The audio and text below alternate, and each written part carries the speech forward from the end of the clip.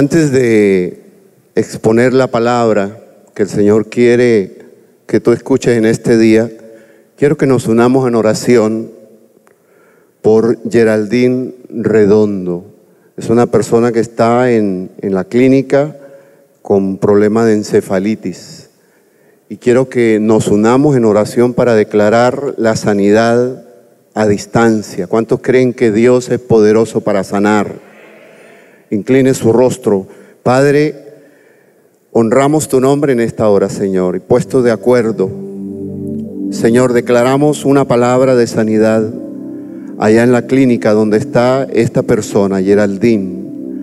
Declaramos sin poder y sin autoridad esta enfermedad que le está quejando. Te pido, Señor, que manifiestes tu poder, tu gloria, tu misericordia sobre la vida de ella, Señor. Y que hagas un milagro creativo, Señor, sin importar lo que diga la ciencia. Tú eres el médico de médicos. Te doy gracias, Señor, porque sé que tú estás obrando. En el nombre de Jesús, amén y amén. Gloria a Dios. Quiero compartir en esta noche una palabra que le va a bendecir tremendamente. He titulado el mensaje Una actitud diferente. Una actitud diferente. Y escogí como texto base en la Biblia el libro de Números, en el capítulo 14, versículos 20 al 24, la traducción Nueva Versión Internacional. Números 14, 20 al 24. Y dice: el Señor le respondió. Aquí está hablando Dios con Moisés. Dice: el Señor le respondió, me pides que los perdone y los perdono. Pero juro por mí mismo y por mi gloria que llena toda la tierra, que aunque vieron mi gloria y las maravillas que hicieron en Egipto y en el desierto, ninguno de los que me desobedecieron y me pusieron a prueba repetidas veces verá jamás la tierra que bajo juramento prometí dar a tus padres. Ninguno de los que me despreciaron la verá jamás. En cambio, a mi siervo Caleb, que ha mostrado una actitud diferente y me ha sido fiel, le daré posesión de la tierra que exploró y su descendencia la heredará. ¿Sabe? Han transcurrido hasta hoy 29 días de este 2018 y el tiempo avanza, el tiempo no se detiene. Hace muy poco estábamos celebrando el Año Nuevo y cantábamos esa famosa canción que dice: Año Nuevo, vida nueva. Y déjame decirle que esa letra, esa canción va más allá de una simple expresión. Esa expresión Año Nuevo, vida nueva, significa que lo del año pasado pasó, quedó atrás y tenemos que proyectarnos a algo diferente, a algo de lo que el Señor nos va a entregar en este año, porque lo contrario sería vivir lo mismo del año pasado. No sé cuál es la situación que tú viviste el año pasado. Posiblemente te fue bien, posiblemente te fue regular, posiblemente te fue mal. Pero cuando nosotros confiamos en el Señor, tenemos que en fe declarar que este año será un año diferente, será un año de bendición. ¿Cuántos dicen amén a eso? Pero sabe, para poder enfrentar esos retos, esas metas que implica este nuevo año, tendremos que tener una actitud diferente a la del año anterior. De hecho, cada diciembre, la dirección de nuestra iglesia, la autoridad espiritual de nuestra iglesia, el pastor Rafael, el apóstol, junto con el cuerpo pastoral, se reúnen para orar y pedirle a Dios por revelación cuál es el eslogan de este 2018. Y el eslogan es 2018, año de la fe al 100%. Quiere decir que si el año pasado caminamos con una fe al 70, al 80, necesitamos que este año sea un año de fe al 100% para poder conquistar. Amén. Ahora, para entender un poco el mensaje y el texto de la palabra que leímos al principio, tenemos que irnos al contexto de todo el versículo 14, de todo el capítulo 14 de Números, y lo que nos muestra ese pasaje de la palabra, ese capítulo, es algo bien particular. El Señor había sacado de la esclavitud de Egipto al pueblo de Israel, y lo había llevado y lo había respaldado y lo había sostenido todo el tiempo, así como se lo había prometido al pueblo de que irían a la tierra que fluía leche y miel. El Señor los había respaldado hasta ahí, pero la naturaleza de la carne es la naturaleza de la carne. Lo que nos muestra el texto es que Israel estaba en una posición de rebeldía. Se rebelaron contra Moisés, que era el líder. Entraron en una actitud mala. Y me quiero centrar en eso. Es que para que este año sea un año de bendición, tenemos que reconocer que en muchas cosas el año anterior nos equivocamos. El Señor los había sacado de la cautividad de más de 400 años. Y sin embargo, estaban rebeldes contra el líder, contra Moisés. Le decían expresiones como: mejor nos hubiéramos quedado para morir en Egipto. ¿Sabe qué? Hasta pensaban levantar un nuevo líder.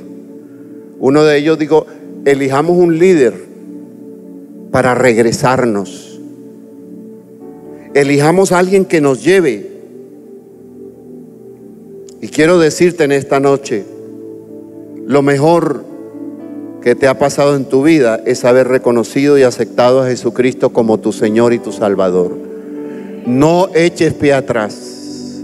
No sé para quién esta palabra, no sé para quién es, pero siento en mi espíritu que hay gente que ha pensado echar pie atrás.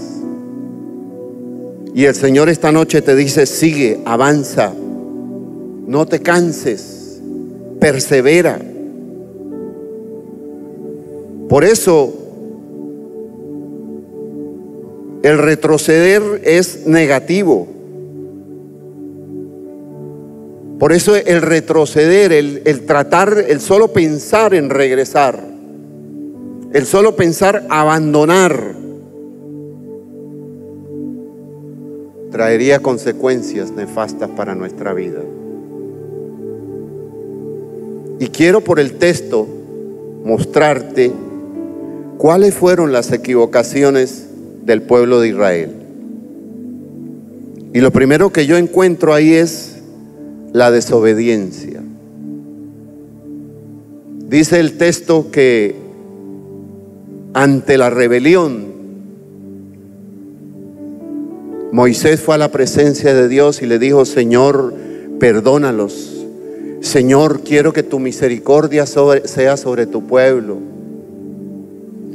Vemos a Moisés ahí metiendo las manos en el fuego por el pueblo. Y Dios fue bien determinante. ¿Sabe qué dijo el Señor? Ok, los perdono. Pero de esa rebelión, de esa desobediencia, quedaron consecuencias. Dice el Señor: yo los perdono, pero juro por mí mismo. No había alguien más grande por quien jurar. Dice, juro por mí mismo y por mi gloria que llena toda la tierra, que aunque vieron mi gloria y las maravillas que hice en Egipto y en el desierto, ninguno de los que me desobedecieron verá la tierra que les había prometido. Wow.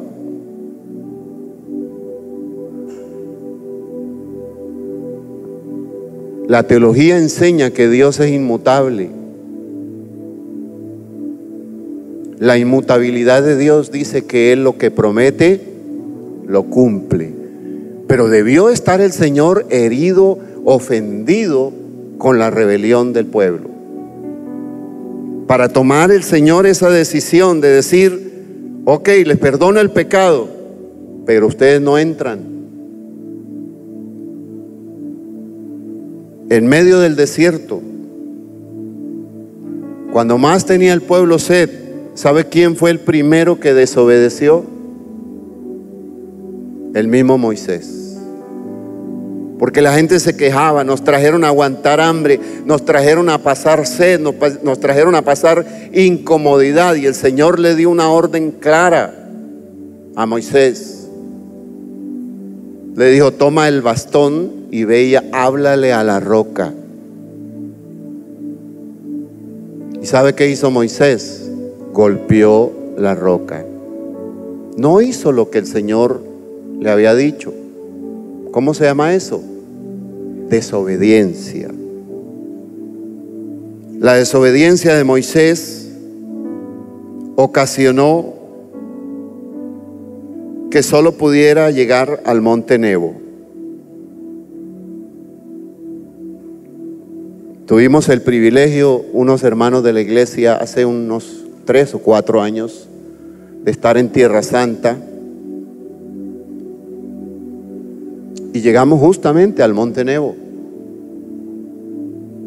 Es una montaña no muy grande, pero es hermoso el lugar porque se ve todo el valle del Jordán. La antigua ciudad de Jericó estaba ahí cerquita. ¿Y sabe qué le dijo el Señor a Moisés? Hasta aquí llegas. Yo recuerdo que ese día el Señor me decía a mí y me mostraba lo frustrante que es que lo descalifiquen. Y ahí hubo el relevo, ahí el mando tuvo que entregarlo, el liderazgo tuvo que entregarlo Moisés a Josué, y Josué fue el que avanzó. Entonces, la obediencia como mandato del Señor debe ser escuchada y debe ser aplicada en nuestra vida. Dios nos dice, ora más, y oramos menos. Dios nos dice, perdona, y nosotros nos resistimos a perdonar. Aló. Dios nos dice, perdona. Mire, yo tengo una discípula que me dice, ore para que Dios me ayude a perdonar. Y yo le digo, ¿sabe? Dios no ayuda a perdonar. El perdón es una decisión propia. Cuando yo decido perdonar, yo me quito la carga, dejo eso atrás. De pronto lo recuerdo, pero si encuentro a la persona, no me afecta. Entonces, no perdonar es una desobediencia. Dios nos dice, cree más, y creemos menos. Es más, la Biblia dice que quien sabe hacer lo bueno y no lo hace, le es contado como pecado. Y quiero decirte algo, ese espíritu de desobediencia nació allá en el huerto del Edén. Cuando Dios le dio la instrucción a nuestros primeros padres, le dijo, de todos los frutos de los árboles que hay en el centro del huerto, en el huerto podéis comer, pero del fruto del árbol que está en el centro, de ese no podrás comer. Y fue lo que más hizo el hombre.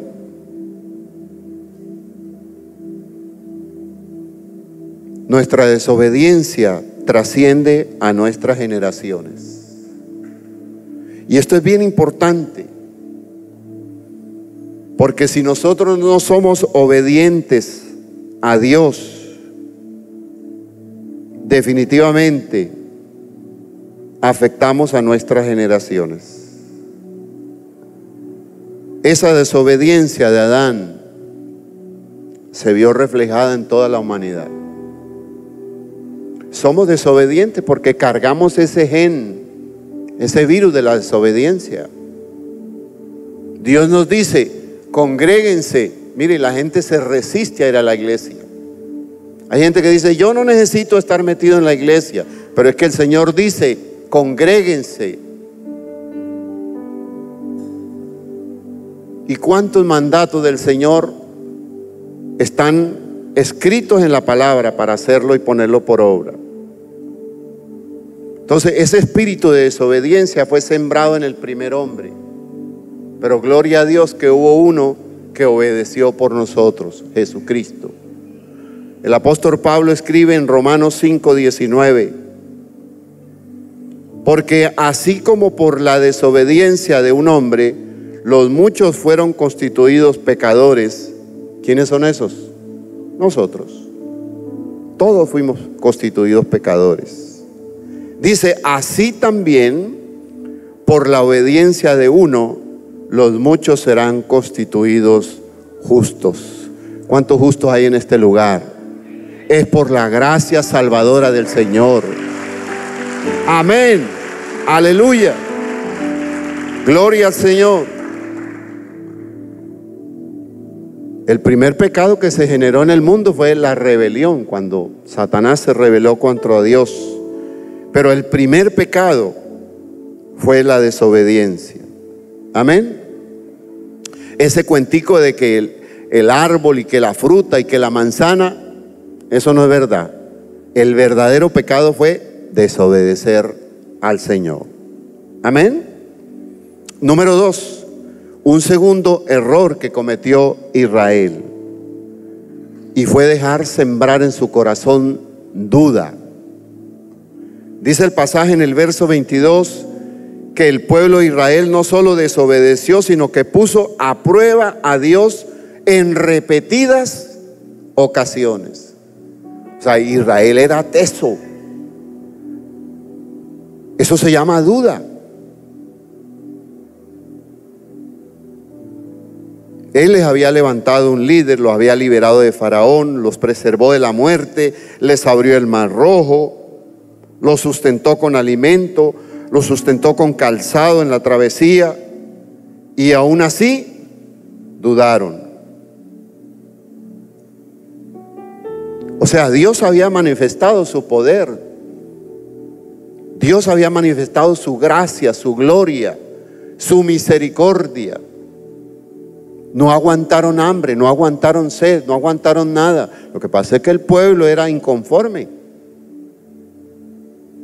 Y a pesar de todas esas manifestaciones, todavía seguían rebeldes, dudando y poniendo a prueba del Señor.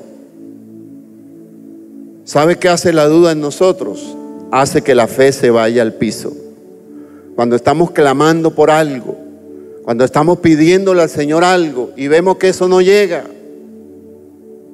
y esperamos y esperamos y esperamos y no entendemos que es un tratamiento de Dios para nuestra vida, porque ahí somos edificados en la paciencia. Pero cuánta duda a veces nos asalta.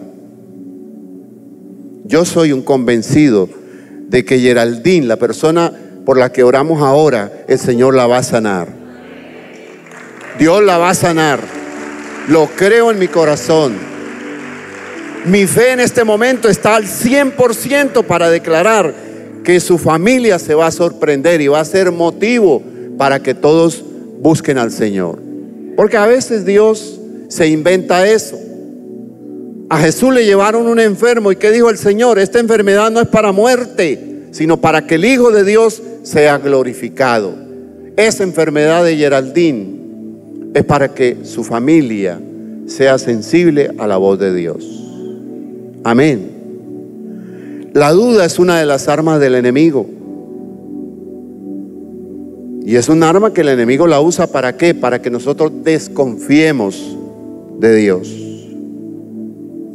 Ese espíritu de duda también fue sembrado en el huerto del Edén, en nuestros primeros padres. Adán y Eva estaban firmes hasta el momento en que dice la palabra que el diablo en forma de serpiente llegó a sembrar duda. Dice Génesis 3:1, pero la serpiente era astuta, más que todos los animales del campo que Jehová Dios había hecho, la cual dijo a la mujer: con que Dios os ha dicho, no comáis de todo árbol del huerto. Satanás es malo, ¿verdad?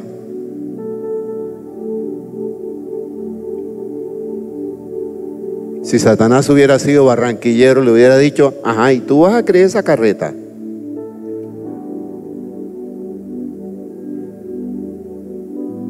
¿Y tú vas a creer eso? ¿Cuántas veces Dios nos da una promesa y viene el diablo y mete ese espíritu de duda y se roba la bendición?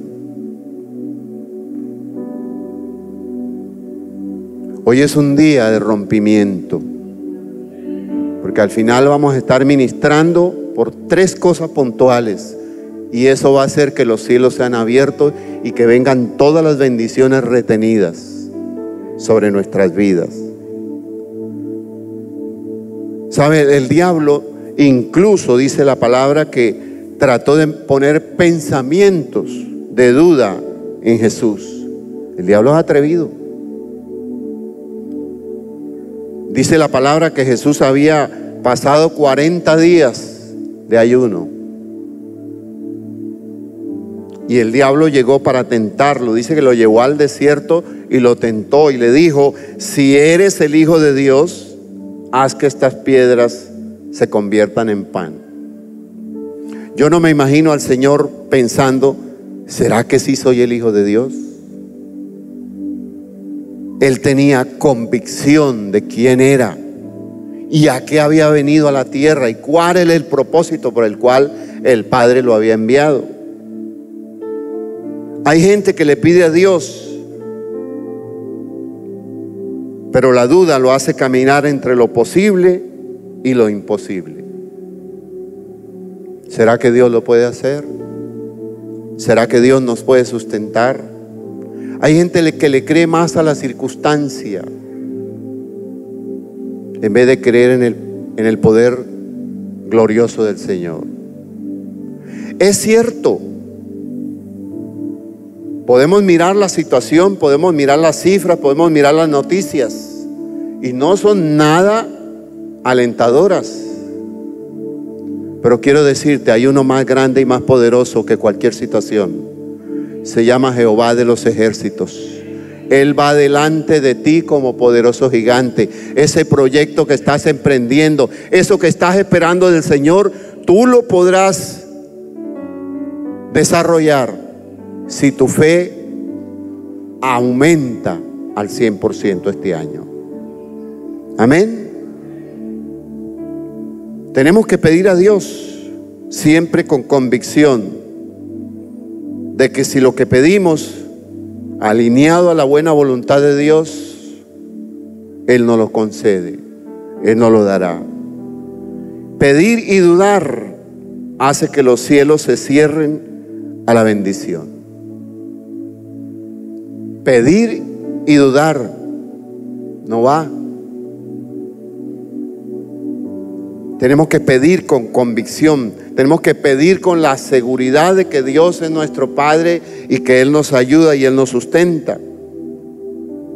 El apóstol Santiago, en Santiago 1:6, mire cómo define la duda. Y esto me lleva a pensar que cuando uno pide al Señor con un poquito de duda que deje entrar en el corazón, anula la bendición. Un poquito de duda, así como la palabra dice que si tuviéramos fe como un grano de mostaza, le diríamos a ese monte, quítate y échate a un lado. ¿Sabe? Con la duda sucede lo mismo. Pequeña la duda, anula la bendición. Dice Santiago 1, versículos 6 y 7. Pero pida con fe, ¿no qué? No dudando ¿cuánto?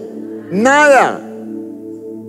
Porque el que duda es semejante a la onda del mar que se arrastra que es arrastrada por el viento y echada de una parte a otra. Y me gusta el versículo 7. Dice: no piense pues quien tal haga que recibirá cosa alguna del Señor. Amado, iglesia, pida sin dudar. Pídale a Dios sin dudar. Ese fue un error craso que ofendió a Dios, el que ellos dudaran de su poder.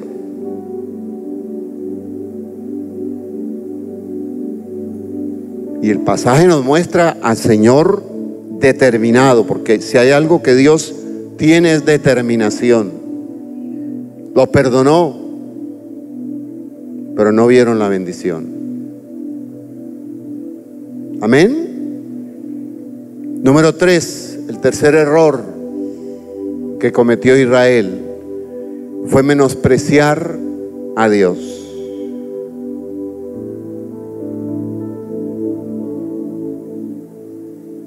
Ni los que habían desobedecido, ni los que habían dudado pudieron ver la bendición. Si usted lee todo el pasaje de Números, mire, eso fue tan complicado que el Señor le dio una instrucción clara a Moisés. ¿Sabe qué les dijo? Póngales un líder y que se devuelvan.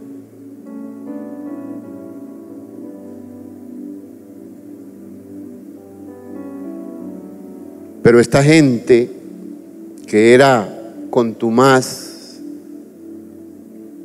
que era bien cerrada y dura de corazón, ¿sabe qué hicieron?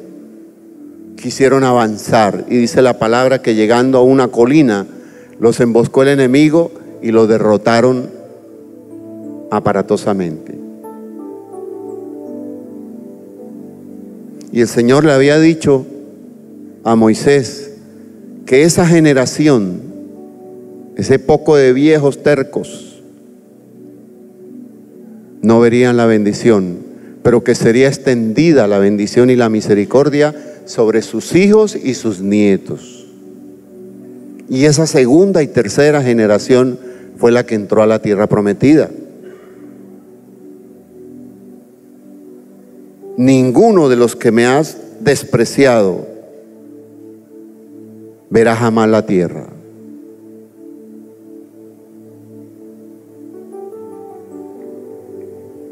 Preparando este mensaje, yo recordaba cómo le tiraba la puerta por la cara a los evangélicos. Desprecié al Señor mucho tiempo. Y un día hasta le pregunté al Señor: Señor, ¿por qué me tocaste? ¿Por qué me convertiste? ¿Por qué me hiciste sensible a ti? ¿Por qué me mostraste el camino siendo ya un viejo? Yo me convertí al Señor hace 18 años, en el año 2000, después de una enfermedad terrible. Y yo le decía al Señor, y preparando esta palabra me decía el Señor: es que tú fuiste desobediente.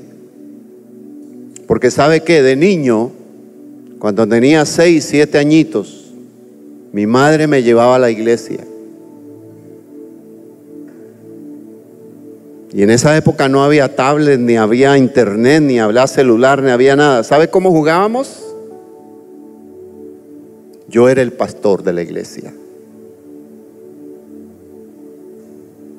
Salíamos de la iglesia con los niños de la escuela dominical después de cantar coritos.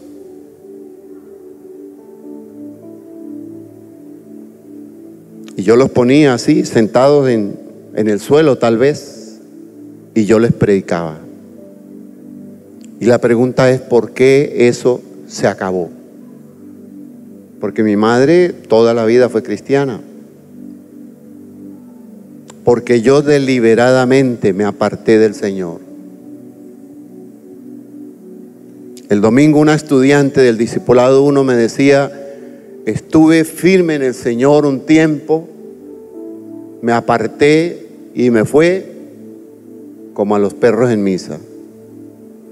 Pero por la gracia y por la misericordia de Dios he regresado. Porque Dios siempre está como el padre del hijo pródigo, con los brazos abiertos, diciendo, hijo, ven a mí. Dáselo fuerte.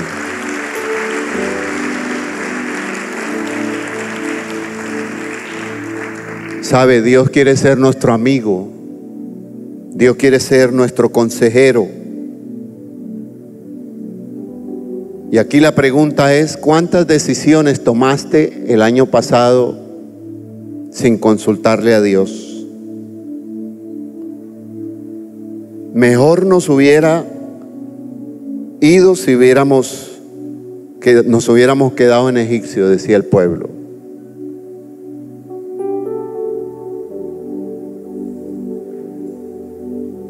Menospreciaron a Dios.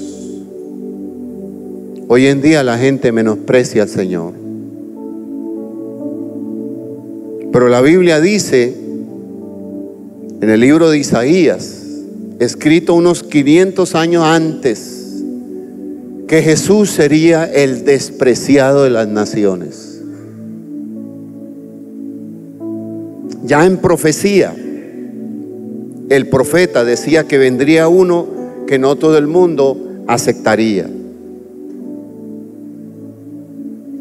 Y de hecho la palabra dice en Juan 1:11 y 12, a los suyos vino y los suyos no le recibieron. Jesús fue despreciado por los israelitas, pero por la gracia y la misericordia de Dios, la redención es extendida a nosotros los gentiles. Y mediante la confesión de fe y creyendo en Jesucristo y creyendo que Él es el Señor y creyendo que murió en la cruz del Calvario y creyendo que resucitó de la tumba, Él dice que vino para darnos vida y vida en abundancia. Esa es la gracia salvadora del Señor. Ese es el cristianismo. Ese es el cristianismo práctico. Isaías 53:3 dice, despreciado y desechado entre los hombres, varón de dolores, experimentado en quebranto, y como que escondimos de él el rostro, fue menospreciado y no lo estimamos.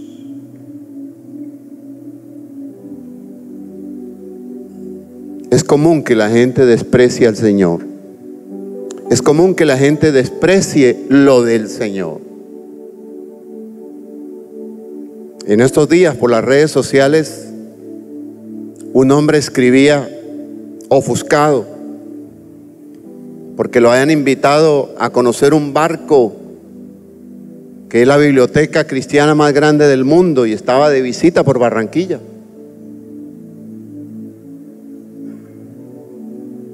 Pero él no protestaba por los 2,000 pesos tal vez que le tocó pagar al ingreso.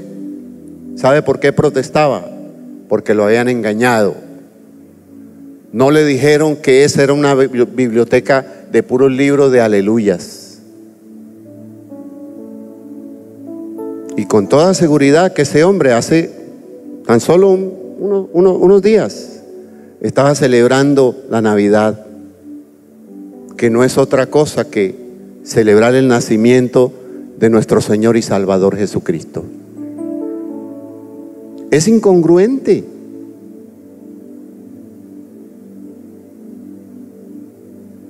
No podemos rechazar al Señor. No podemos rechazar lo de Dios. El Señor dice en su palabra, he aquí yo estoy a la puerta y llamo. Si alguien escucha mi voz, abre su corazón, yo entraré a él y cenaré con él y él conmigo. Israel despreció a Jesús. Dios quiere bendecirnos durante este año 2018. Sin embargo, es necesario que nosotros le pidamos al Señor que renueve nuestra fe, que renueve todo, que lo del 2017 quede atrás, que renueve la unción, el aceite, porque el aceite de pronto para esta época ya está rancio. Es necesario tener una actitud diferente a la que tuvo Josué y Caleb. Josué y Caleb fueron los que subieron a inspeccionar la tierra, y a pesar de que vinieron con buenas noticias de que la tierra era una tierra fructífera, el pueblo no creyó, desobedeció, puso duda en el corazón probando a Dios y despreció la bendición. Es necesario tener la misma actitud de Josué y Caleb. Necesitamos una nueva actitud. Necesitamos más santidad. Necesitamos más consagración. Necesitamos servir al Señor con todo nuestro corazón. Porque si nosotros reconocemos nuestros errores, si nosotros le pedimos perdón a Dios, dice la palabra que Él es fiel y justo para perdonarnos. Israel en este pasaje, ¿sabe qué? Estaba en la época de la ley. Hoy en día estamos en la gracia. Luego tenemos la oportunidad de reconocer nuestros errores y pedirle perdón a Dios. Dice la palabra en el segundo libro de Crónicas, capítulo 7, versículo 14. Si se humillare mi pueblo, sobre el cual mi nombre es invocado, y oraren y buscaren mi rostro, y se convirtieren de sus malos caminos, entonces yo oiré desde los cielos, perdonaré sus pecados y sanaré su tierra. Esa expresión, sanar la tierra, significa sanar las finanzas, sanar las relaciones de pareja, sanar la crisis, sanar la enfermedad.